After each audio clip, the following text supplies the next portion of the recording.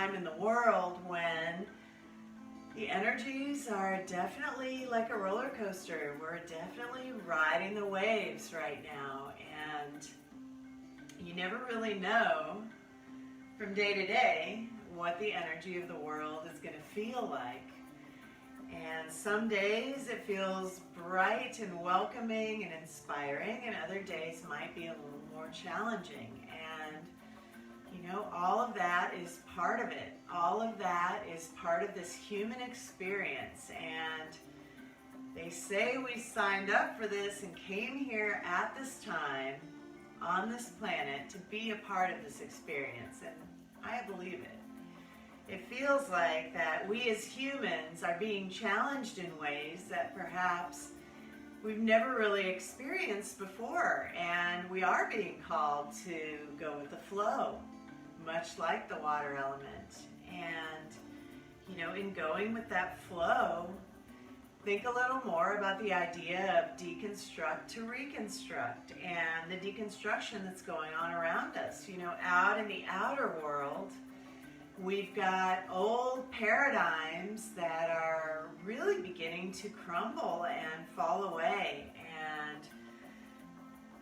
you know, some leaders in the world and you know, big structures in the world, all of that is really shifting and changing and breaking down right now. And that could be scary. And a lot of the energy that feels like it's being pumped into the world right now is based around fear. And it's real easy to get sucked into that and go down that rabbit hole, and pretty soon you're in that vibration of fear. But I challenge you to rise above that and realize that if these things are breaking down, and if, you know, old familiar structures are breaking down, can we take a step back? Can we trust that, as always, that the universe does have our back? Great Spirit always has our back. Remember that. And can we take a step back and look at what is crumbling and perhaps see a perspective that it's crumbling for a reason. It's crumbling so that the old may fall away and make room for the new to come in. That we can reconstruct it in a new way that's perhaps a better way for Pachamama, for Mother Earth, for our beautiful planet, and a better way for humanity and all the people around you and community. I feel, you know, right now it feels like the energy in the world is really calling us to simplify and to localize. Whereas maybe, I know with myself, I've always been a big traveler. I've traveled pretty much all my life between my work and you know, the last couple of years I really haven't traveled at all, and it's been kind of a shock to my system in a way. And I've looked at this, but really, especially over the last month or so, and slowing down and looking at this, I've realized that, you know, that old way of, it's not that I won't travel again, but for now I'm being called to be where I am and kind of grow like a plant myself where I am and grow and blossom here. And I am being called to get to know the community around me. I only moved here a couple of years ago. Getting to know the people around you, very, very important wherever you are. And think about, you know, what kind of gifts you can bring to the table in your community and share with your community, and what is needed in your community, and then think about what you can offer to the community. And focus on simplification and localization around this deconstruction that, you know, if you're focused on simplifying and organizing and, you know, going deep on the inner world, then if the outer world's crumbling, it's really not going to affect you. If you're localizing and focusing on your local community, then the outer world won't affect you as much.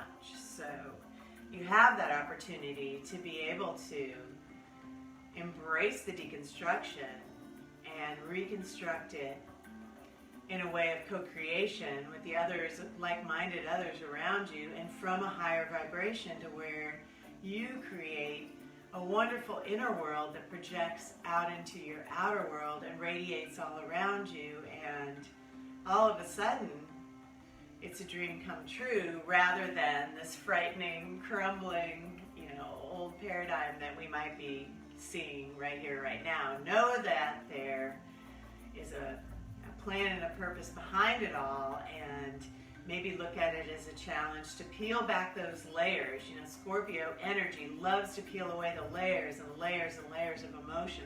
Peel that all back and see what lies underneath. And know that to do that in the outer world, it all starts within. And so, again, what we can control is the inner world. And part of our work, even though it may seem a bit counterintuitive, if the world on the outside is crumbling around us, we're going inside. Are we hiding out? What's up with that? But no, we really do need to do this inner work. We need to work with our inner emotions, find that place of peace, find that feeling of joy, the feeling of gratitude, the feeling of love in our hearts. That is what shifts our vibration from the inside out. And it's amazing and miraculous how the world on the outside will change around you when you go inside and do the work on that. So don't run away from those deep emotions that might be coming up around this new moon.